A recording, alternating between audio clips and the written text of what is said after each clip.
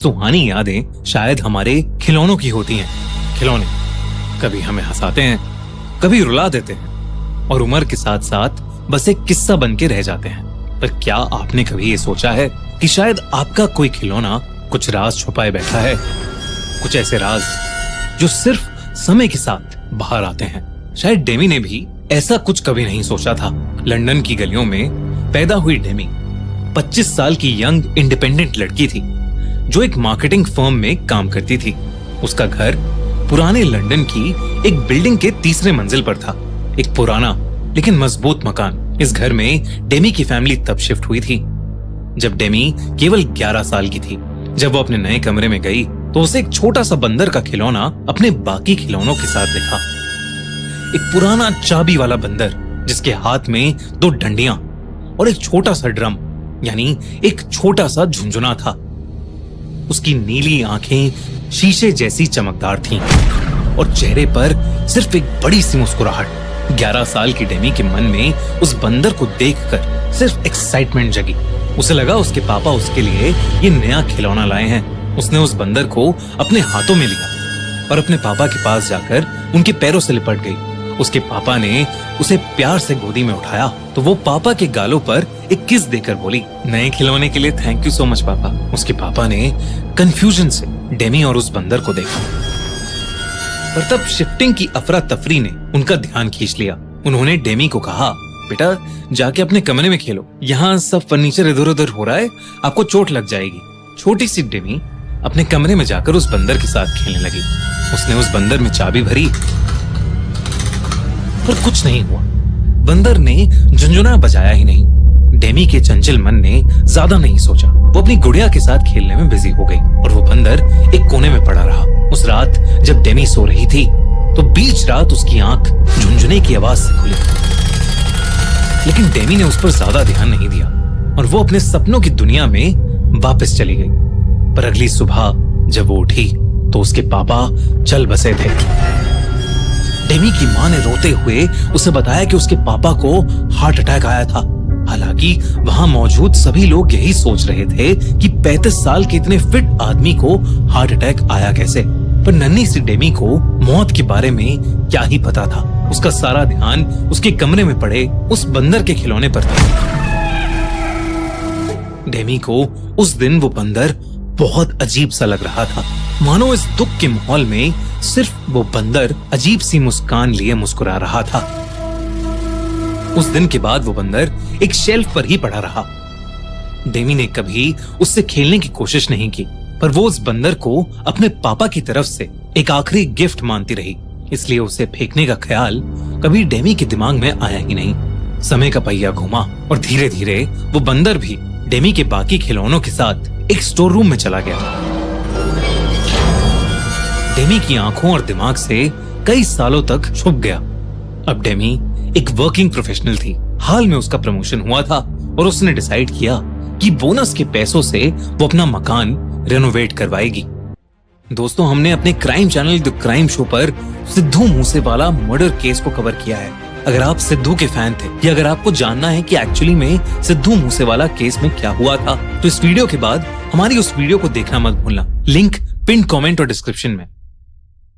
Renovation शुरू होने से पहले डेमी की मां ने सोचा कि घर का सारा पुराना सामान फेंक देना चाहिए और स्टोर रूम साफ करने की जिम्मेदारी आई डेमी पर। जब वो स्टोर रूम साफ कर रही थी तो उसके हाथ लगा उसके खिलौनों का पुराना कार्टन। कार्टन के अंदर सबसे नीचे छुपा हुआ था उस बंदर का खिलौना। जैसे ही उसने उस बंदर को उठाया, एक ठंडा सा झटका उसके हाथों से दिमाग तक पहुंच गया। बंदर का वो खिलौना ठंडा पड़ा था, जैसे किसी ने अभी अभी उसे बर्फ से निकाला हो। डेमी उसे देखकर हैरान थी। उसकी सारी पुरानी यादें वापस आ रही थीं। तभी अचानक उस बंदर के हाथ से झुंझुना बज उठा। सहम के डेमी के हाथ से वो बंदर छूट गया। ज्यादा ना सोचते हुए डेमी ने उसे वापस कार्टन में रखा और अपनी माँ से कहा कि इस कार्टन को उनकी मेड के बच्चों को दे दे, बच्चे खेल लेंगे उन खिलौनों से। लेकिन तभी डेमी का फोन बजा। उसकी बेस्ट फ्रेंड सिमोन का एक्सीडेंट हो गया था। डेमी सब कुछ वैसे ही छोड़कर हॉस्पिटल भागी। सिमोन कोमा में थी और डॉक्टर्स ने उम्मीद छोड़ दी थी। ये सुनकर डेमी का दिल सुन पड़ गया था। उस रात जब वो हॉस्पिटल से वापस आई तो उसके बेड के पास वही बंदर पड़ा था, वैसे का वैसा झुनझुना हाथ में पकड़े हुए। उसने सोचा कि उसकी माँ ने शायद वो बंदर कार्टन से निकालकर वापस रख दिया होगा, लेकिन तभी एक अजीब बात हुई। उसकी माँ ने उस बंदर को देखा और पूछा, ये बंदर कहाँ से मिला तुझे?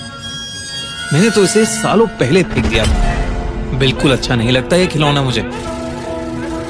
अपनी माँ की बात सुनकर डेमी की रगों में ठंडी लहर दौड़ गई। अगली कुछ रातों में चीजें और भी अजीब होने लगी। जब भी बंदर का झुनझुना बजता, कोई ना कोई बुरी खबर आती। पहले एक रिश्तेदार का देहांत हो गया, फिर सिमोन इस दुनिया से चली गई। उसने सोचा कि ये कैसा इत्तेफाक है, जब भी झुनझुना बजता मौत आती। डेमी एक पढ़ी लिखी लड़की थी जो अंधविश्वास में बिल्कुल नहीं मानती थी, पर न जाने क्यों डेमी को लगने लगा कि हर मौत की वजह वो बंदर का खिलौना था। डेमी ने हर तरीके से इससे छुटकारा पाने की कोशिश की। उसने बंदर को जलाने की कोशिश की, पर आग नहीं लगी। उसने उसे घर के बाहर फेंक दिया, लेकिन अगले दिन वो फिर से बेड के पास मिला। डेमी को ऐसा लग रहा था कि बंदर किसी बहुत भयानक अनजानी शक्ति से बंधा है। अपनी सारी नाकाम कोशिशों के बाद थक हार कर डेमी ने अपनी माँ को सब बताया। उसकी माँ को वो बंदर हमेशा से अजीब लगता था। वो कई बार उस बंदर को फेंक चुकी थी, पर हर बार वो बंदर डेमी के कमरे में मिलता। डेमी की माँ को लगता था कि डेमी बार बार उसे वापस ले आती थी, पर अब दोनों माँ बेटी को समझ आ गया था कि ये सब सिर्फ एक अजीब इत्तेफाक नहीं है। डेमी और उसकी माँ ने चर्च के एक प्रीस्ट को घर बुलाया और उन्हें सब कुछ बताया। जैसे ही उस प्रीस्ट ने उस बंदर को देखा, उसने चिल्ला के पूछा, ये कहाँ से आया आपके पास? डेमी ने घबराकर उस प्रीस्ट को बताया कि ये उसके पापा लाए थे, और तब उस प्रीस्ट ने बताया कि ये बंदर उसके पापा नहीं लाए थे, बल्कि ये बंदर इस घर से हमेशा से जुड़ा है। और ये बंदर कोई आम खिलौना नहीं है, बल्कि एक ऐसा खिलौना है जो भयानक रूप से श्रापित है और उस पर एक शैतान का वास है। उस प्रीस्ट ने बताया कि वो खिलौना उस घर से कभी नहीं जाएगा। बेहतर यही होगा कि डेमी और उसकी माँ इस घर से हमेशा हमेशा के लिए चले जाएं। जब तक उन लोगों पर उस खिलौने का साया है, तब तक उनकी जिंदगियां इसके झुनझुने से जुड़ी हुई हैं। जब जब उसका झुनझुना बजेगा, तब तब किसी की मौत का फरमान लिखा जाएगा।